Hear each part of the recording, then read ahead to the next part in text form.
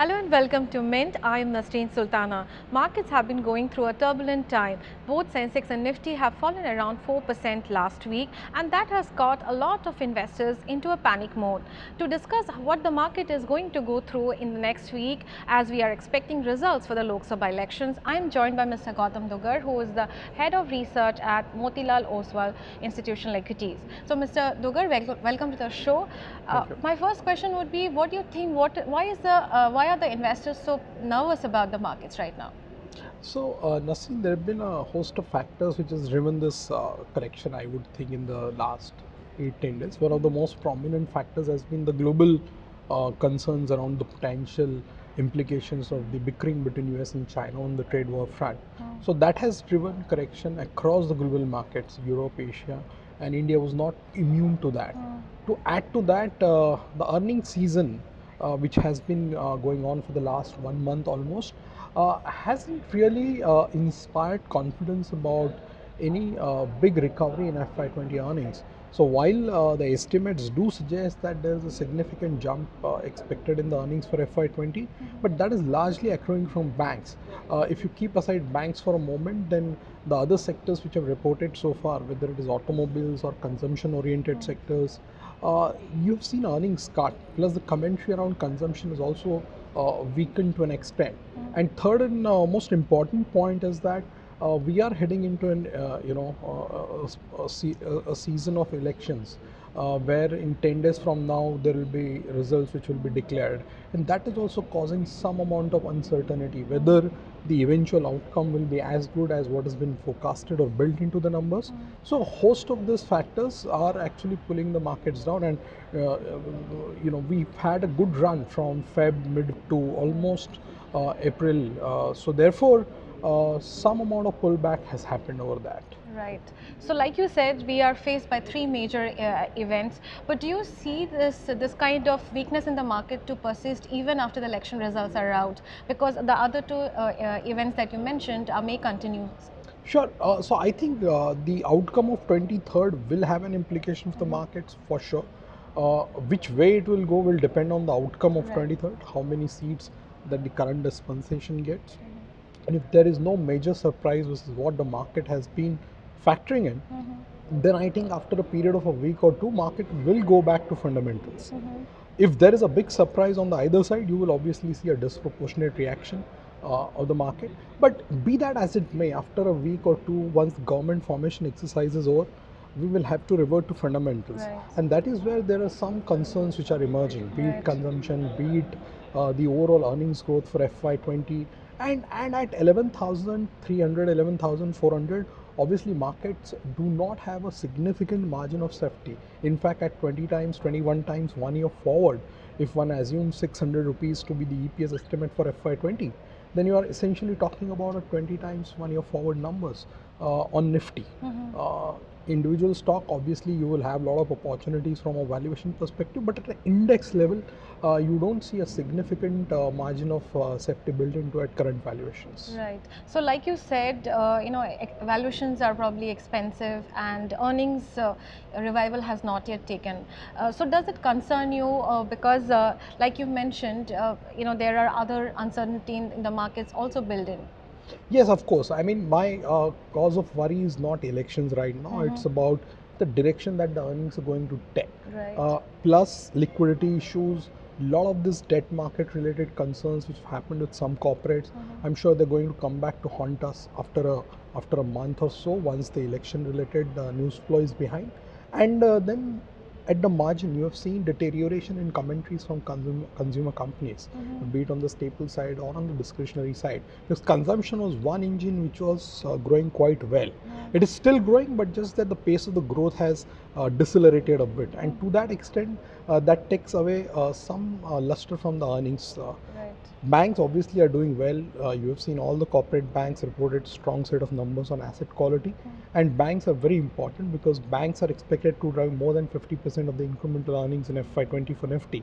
So if there is any concern which emerges on the banking front, especially the corporate banks, that will be a far more serious concern because they are the single largest driver of earnings in FY20. Right. Like you mentioned, there is a consumption slowdown. A commentary from HUL said that there is a liquidity crisis because of which there is a slowdown in consumption. Do you see a pickup in consumption, and if yes, by when?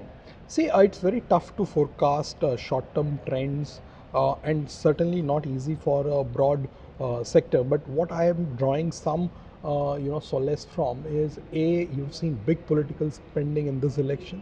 I think all of that manifests in consumption after a lag of 1 quarter or 2 quarter. Secondly, the IMD has announced that the monsoon this year is going to be normal. So if that remains to be the case, then obviously consumer confidence in the economy will go up to an extent, and obviously you will be this whole phase of political uncertainty will be behind.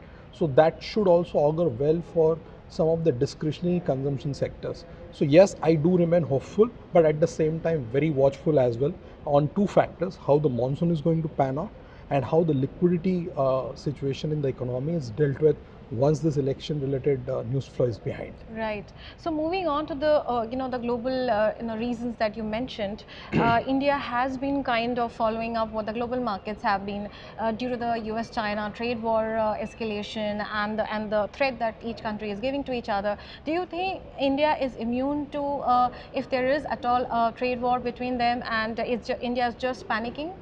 No, I don't think we are immune to any global issues, whether on the positive side or on the negative side, because the flows are very closely linked. So whatever impact which is there on the global markets because of trade-related issues or crude or any other global development, they do manifest in the direction of the Indian markets as well. Obviously, the quantum could differ, but we cannot say that we are insulated from all the global factors, because at the end of the day, it does impact our exports. End of the day, it does impact the direction of the institutional flows. We have seen very strong foreign inflows since March 1st. I think we've already seen $8 billion of inflows in the equity markets, while domestics have been selling. They've sold around $1.5 billion since March 1st. So we've been doing well, and we've been resilient, largely owing to the fact that the foreign institutional flows in the equity markets have been very resilient. So I won't say that we are immune to that, but clearly these are all evolving situations over which, at least in the short term, nobody has any handle.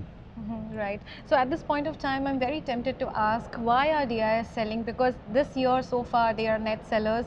Like you mentioned, FIs are a net buying, and they have been staying put for a very long time. So why are DIs selling? So let me take a step back. If you see the domestic inflows since CY14, CY15 have been going up one way, right? So if I remember well, domestic mutual fund inflows have seen more than 20-30 billion dollars of inflows in the last 2.5 years.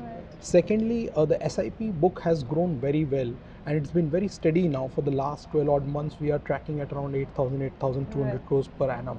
So what is actually moderated is the lump sum inflows, which is not very strange. Which is not strange actually, because around the big event, a lot of times people do take a step back and wait for the event to pass through before they continue with their investment.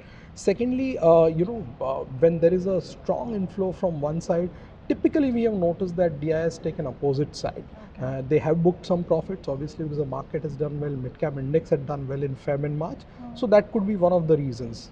I won't read too much into it, aside of the fact that we have seen very strong inflows. SIP book continues to be very steady, and there is a big event lying ahead of us. Maybe after that event is over, you will see more stability in the flows. Okay. So one last question. Where do you see Sensex and Nifty by the end of this fiscal? Unfortunately, we don't have any targets on index. But if I were to just take a broad view, we are already trading at 20-21 times. From here on, I think the market will be a function of how strong confidence we get on the future earnings for FY20 and 21. Secondly, I expect the markets to remain very volatile even after the elections, because there are several events on the debt market, on the liquidity front, which are lined up. Then there is monsoon, and then obviously you are talking about valuations at 20 times 1 year forward. So you obviously do not have too much for margin of safety built into the valuation. So while we may remain volatile, I don't see a very strong upside in the short term for sure. Okay. So for investors, obviously it's going to be a grind. Focus should be on bottoms up ideas in sectors where there is an earnings visibility and some valuation cushion which is built in. Right. Well, thanks a lot, Mr. Duggad. Indian markets will look at a lot of events coming up in this week and next. For more details, stay tuned.